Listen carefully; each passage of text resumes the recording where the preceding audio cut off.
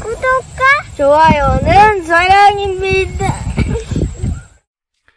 여러분 반갑습니다. 서목사의 말씀 창고의 서목사입니다. 오늘은 욥기 16장 1절에서 17절 말씀입니다.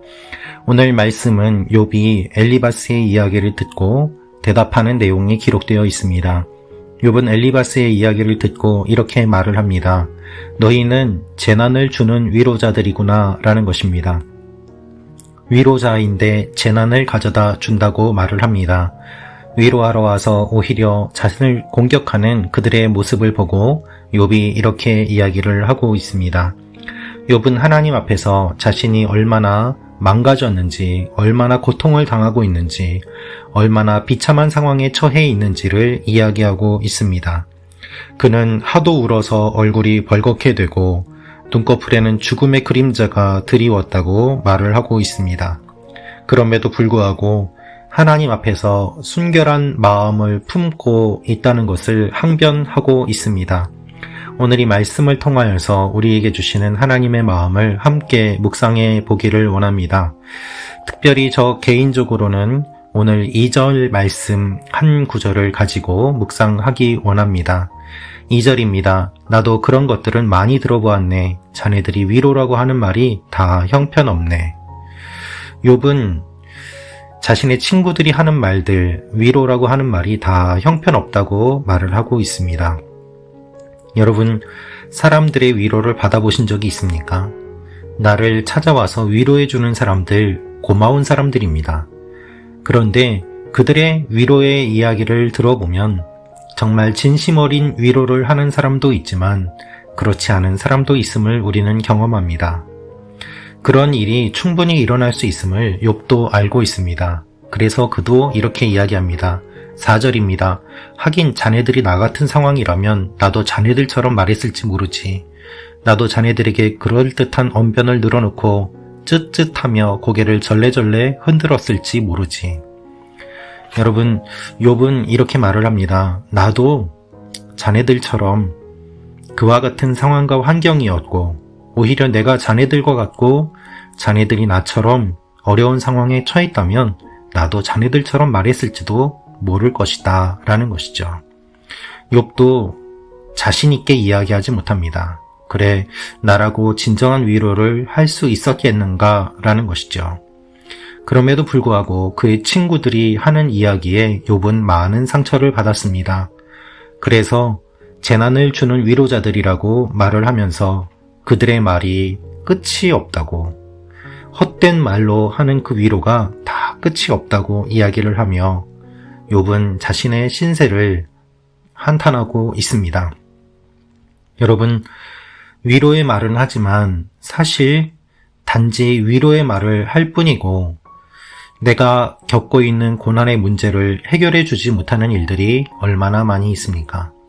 위로의 말이라고 하면서 또한 오히려 더욱더 깊은 상처를 주는 말들은 얼마나 많이 있습니까? 저는 오늘 이 말씀을 묵상하면서 예수님이 떠올랐습니다. 예수님을 모독하고 예수님을 십자가에 못 박으라고 한 사람들은 하나님에 대한 열심이 많은 것처럼 보였습니다. 예수님이 하나님을 모독했다고 하며 얼마 전까지만 해도 호산나 다윗의 자손이여 우리를 구원하소서라고 외쳤던 예수님을 환영했던 그들이 불과 일주일도 되지 않아서 예수님을 십자가에 못 박으라고 외쳤던 그 모습들, 위로한다고 와서 마음을 후벼 파는 욥의 친구들과 같은 그와 같은 모습은 아닐까요?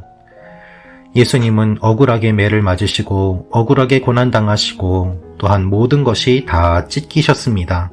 매를 맞아 얼굴이 붓고 또한 온몸이 찢어져서 물과 피를 흘리고 온몸이 너덜너덜해진 채 비참한 모습으로 사람들 앞에 서 있습니다.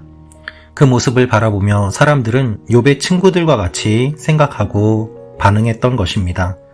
그것이 무엇입니까? 저 사람이 하나님의 아들이라면, 정말 죄가 없다면 왜 저렇게 매를 맞아도 가만히 있고 또한 하나님께서 저를 지켜주시지 않는가라는 것입니다.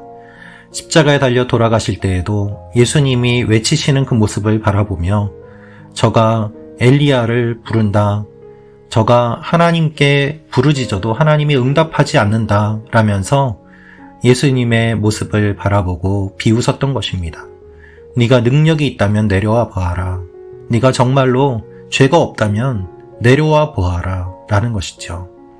여러분, 이 세상의 사람들은 드러나는 것들을 바라보며 비난하고 공격합니다. 네가 정말 죄가 없다면 왜 이렇게 많은 사람들이 너를 고소하겠느냐? 네가 죄가 없다면 왜 이런 일을 경험하겠느냐? 네가 죄가 없다면 왜 이렇게 처절한 모습으로 넘어져 있겠느냐라는 것입니다. 그러나 사실 죄가 없어도 그런 일들을 당할 수 있고, 죄 없는 사람들을 억울하게 누명을 씌워서 넘어뜨리고 그리고 괴롭히는 일들도 일어나는 것이 우리가 사는 삶의 모습 아니겠습니까? 악한 사람들은 이렇게 함정을 꾸미고 사람들을 넘어뜨립니다. 그리고 넘어진 사람들을 바라보면서 조롱하고 네가 죄가 있으니까 이렇게 되었다라고 이야기를 합니다. 주객이 전도된 그러한 주장들을 하면서 죄가 있어서 넘어진 것이 아니라 넘어졌으니까 죄가 있다고 이야기를 하고, 그렇게 넘어진 사람들을 조롱하고 비난하고 의인이 아니라며 그들의 정직과 순결을 무시하는 이야기를 합니다. 여러분, 하나님 보시기에 이와 같은 일들이 세상에 많이 일어나고 있고, 또한 우리가 보기에도 이와 같은 일들이 많이 일어나고 있습니다. 위로자라는 이름으로 찾아와서 더 힘들게 하는 사람들이 있습니다. 우리가 고난당할 때 우리 스스로의 문제로 인해서 우리가 고난을 당하고 어려움을 겪는 것도 힘든 일이지만, 그것을 계기로 삼아서 우리 주위에 몰려들어 위로자라는 이름으로 찾아와서 우리를 더 힘들게 하는 사람들이 있기 때문에 우리는 고난 가운데 더 힘든 것입니다. 그런데 기억해야 될 것은 욥의 말과 같습니다.